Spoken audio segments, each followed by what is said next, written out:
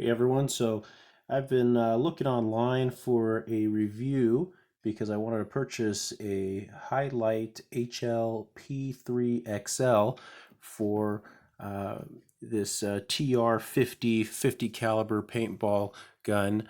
You can see here it's the TR50 T4E. It fires 50 caliber paintballs and different various projectiles here. You can see it is not charged with CO2. This would pop out if it were.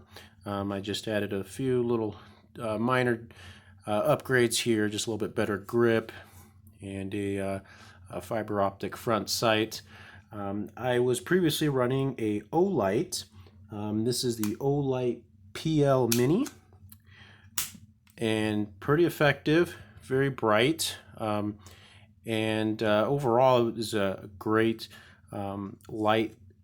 It has the quick charge capabilities there, ambidextrous switch here, so really a great light. The only thing I was looking for is I wanted to try finding a laser for it as well, and so I went away from this. Here's the package for the Olight PL Mini Valkrie 2. It's stated 600 lumens. Again, pretty good product. Didn't have any problems with it.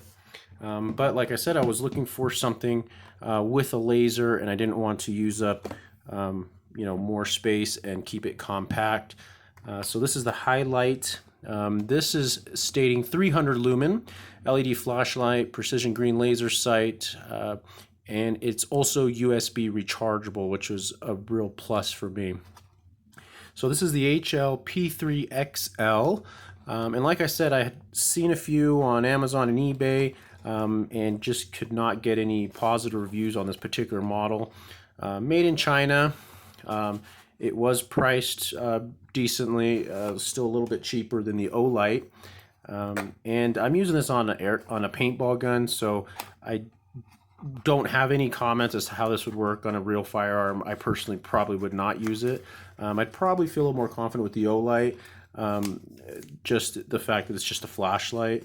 As far as the laser part of it, you're going to really want something that's going to be able to sustain the impact and the recoil.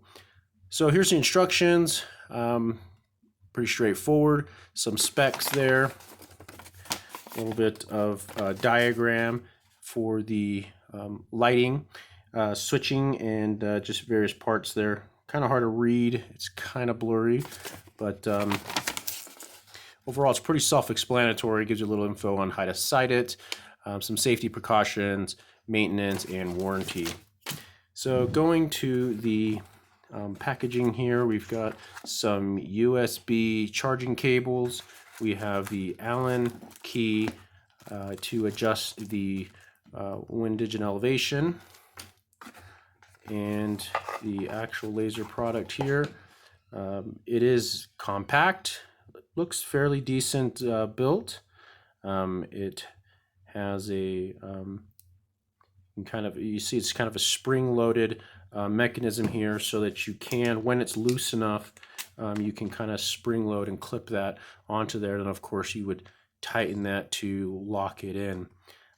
This little piece here is actually a little LED light. When you plug it in to charge, it will show a red light and then turn green once it's complete. So here you can see there is a light and laser combination. It says HiLight, and then there's your adjustments for up and down, and then here left and right. Here's the switches for, so there's a switch on each side. One is going to power your flashlights, or in this case, if you hold it, it's a strobe. And single, I believe I had it last on strobe. So to be clear there, it will hold the last function. So there is the light. And then holding the right side will kick on the green laser. Pretty bright, decently bright. Kind of hard to see on the camera, but it's very bright here. They can both operate at the same time. Again, can't really see on the camera here, but both of them were operated at the same time. In this particular, for this particular setup here on the TR50, even if I have it as far back as it'll go, you really can't get finger control just because of the setup here. I actually tried it on a 40 caliber FNP, and it was still not quite a setup that I would like. Again, like I said, I probably wouldn't use it on an actual firearm, though I haven't tested it and I don't know. It may hold up pretty well, so I guess I shouldn't be too critical of it. But for this particular case, it is kind of a very long reach, so not actually reachable. However, it'd be pretty simple to be able to grab that with your left hand, either the right button or the left button there. I didn't mention that there's the charging port right there. I was hoping that it would kind of go back a little bit more. You can see there is a sort of a gap there where it could in theory go around the trigger guard, but this isn't exactly the trigger guard here the way this is set up. I guess you could, if you really wanted to, kind of shave away a little bit here, and you would have to create an extra rail to go further back. But seeing how I don't think it's still going to be enough to reach, it's probably not worth messing with it. But overall, it's pretty good. So comparing it to the Olight, I mean, the Olight is definitely going to be a brighter light. But I'm surprised this is pretty decent as well. So here you can see kind of a comparison. There is a noticeably brighter light from the Olight. However, I am pretty pleased with the brightness so far of this HiLight. And it also has a strobe feature. And it has the laser combination, green laser combination, which is exactly what I was looking for to remain pretty compact.